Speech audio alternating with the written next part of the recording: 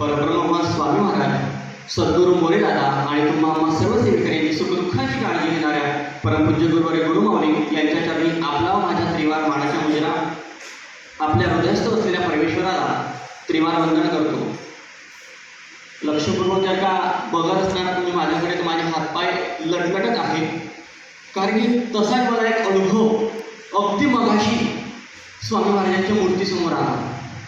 खरं म्हणजे माईकवर उभा असणारा व्यक्ती स्वामी महाराजांसमोर दरबारामध्ये खोटं बोलत नाही, तरी सुद्धा तुमची खात्री पटावी. त्यामुळे महाराजांची माफी मागून महाराजांची शपथ घेऊन मी तुमच्यासमोर 2 मिनिटं जे बोलणार आहे ते तुमच्या अंगाला सुद्धा शहारे आल्याशिवाय राहणार नाही. मी माईकवर बोलणार नव्हतो, परंतु जो अनुभव मी आता माझ्या डोळ्यांनी बघितला, उघड्या डोळ्यांनी बघितला, मी काय दूध पिता मुलाने बोलणार नाही की मी काही बघेल आणि तुमच्यासमोर मांडेल. स्वामी भक्त हो, स्वामी सेवेकरी हो, मनुष्याचे मन जे आहे ते क्षणात कुठे येईल हे सांगता येत नाही. सैरभैर होणारं मन हे क्षणात मनुष्याचे मन हे सैरभैर होत असतं क्षणभरामध्ये. आणि म्हणून मी कुठेतरी केव्हा तरी ऐकलं होतं, आपल्यापैकी अनेक जण हे त्र्यंबकेश्वरला गुरुपीठामध्ये गेले असतील आणि स्वामी महाराजांची सुंदर अशी एक मूर्ती, जशी आपण दरबारामध्ये प्रवेश करतो ती भव्य अशी सुंदर मूर्ती आपल्याला आपल्या डोळ्यात पडते. आणि मी अनेक वर्षांपासून गेल्या लहान असताना तेव्हा ऐकलं होतं की त्या मूर्तीला ज्यावेळेस कारागीर ती मूर्ती बनवत होता स्वामी महाराजांची, त्या मूर्तीच्या पाठीला घाम आला होता. की खरोखर स्वामी महाराजांना घाम आला असेल का?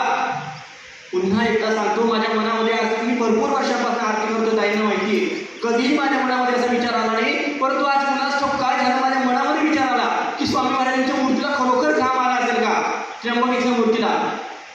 स्वामी महाराज दैनंदिन आयुष्यामध्ये क्षणाला हे किमया करत असतात आणि त्यांनी माझ्या तोंडाला चपराक दिली आणि त्यांच्या डोळ्यावरनं घाम आता आपल्या केंद्रातल्या मूर्तीवरनं मी जाताना बघितला.